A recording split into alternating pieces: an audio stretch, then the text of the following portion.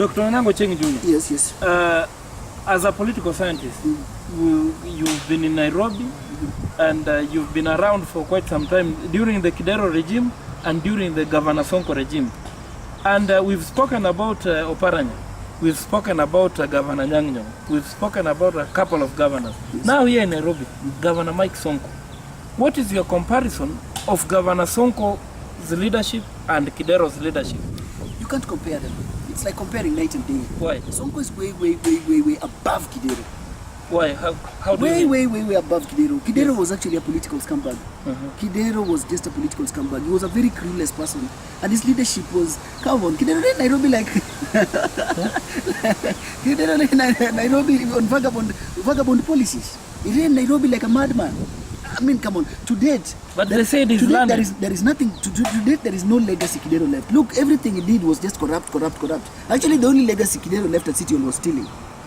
Stealing? Yes, that is the only legacy. But they said that he planted some grass. That was the biggest conspiracy of all time. It was a conspiracy to steal from the... Where's that grass? Where's that grass? In fact, it's Governor Sonko was he planting it in heaven? I think... What are some of the achievements that you can say Governor Sonko has... I can attribute to Sonko. I'm seeing the ongoing decoration in the streets of Nairobi, which is quite recommendable. The relocation of street children, which is quite commendable.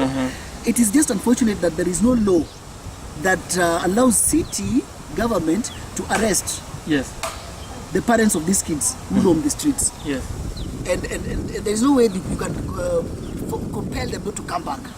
Yes, but Sonko has really done a lot. He has done a lot. I'm seeing the markets. The markets are coming up. I'm coming there. I can see the markets are coming up. They're clean. The estates are now clean. Actually, during Kidero, we never used to see these women who are now in the estates slashing and cleaning over the estates. The estates are now clean. The sewages are being unclogged.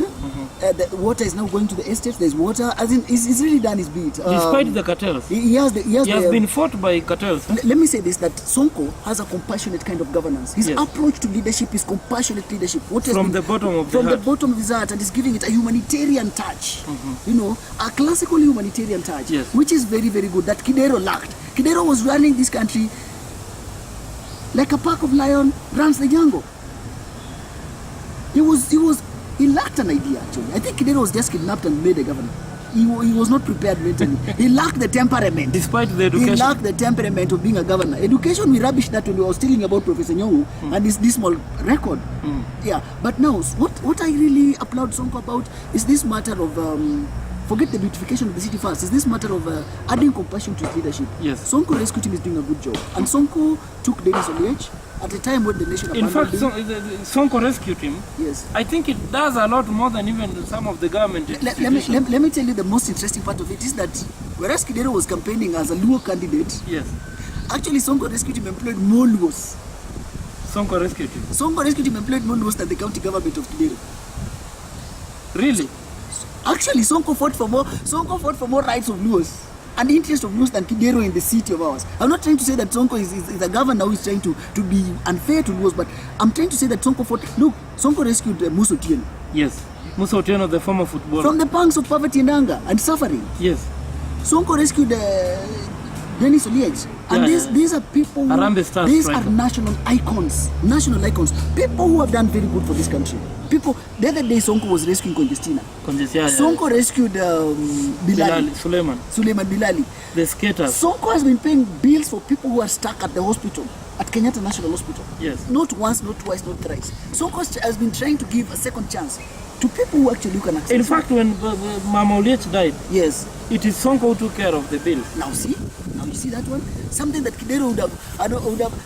Let me say that Sonko has really tried. One thing that you must appreciate, and Nairobians must be very patient with him, is that this gentleman has just been a governor for 1 year. For 1 year. For 1 year. And we cannot judge him so harshly, knowing very well that Nairobi as a county is so much full of criminals. In fact, when he began... Nairobi as a county is so much full of criminal cartels. Who have captured the entire system. They have captured parking, they have captured the transport sector, they have captured the markets, they have captured everywhere.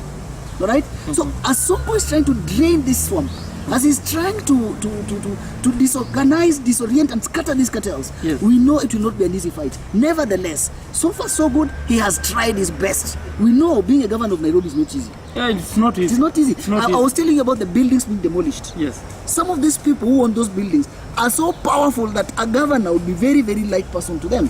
Sonko is even trying to reclaim the waterways, the swamplands. He has reclaimed a lot of land, public land. So far so good. Sonko has done nice. I wonder, I wonder what would happen if Sonko was a governor of a rural county where there are no these cartels facing around. And then, on the revenue side, actually when Sonko came in, Kidero was collecting 17 million. I remember. Kenya from 100 streams, daily. 100 revenue streams. Yes. But now Sonko is collecting nearly 100 per day. Which is very good. Where was this money going to? This money obviously was going for criminals around Kidero. It was going to criminals around Kidero. The criminals who actually helped Kidero to capture the system at the expense of development of Nairobians who elected the same Evans Otieno Kidero. But Evans Odhiambo Kidero. Yes. But let me say this: that Sonko has tried in expanding the revenue stream. Yes. Right now the revenue streams are over 100. Yes. Revenue streams that generate revenue. I think the problem is that it's just being sabotaged here and there with a few rogue officials that came within the regime that have been there, that have stayed their welcome from. But I think we saw the other people day. Who came from the county, the city hall, then they went into the county government of Kidero. Then now they're here. And in fact, the other day they were blocking water from Dakaini. If not for the president who came in to rescue Sonko. Yes. It is the president who came told people like Wairia to leave politics ya maji. Sababu maji ni Mungu anapeana.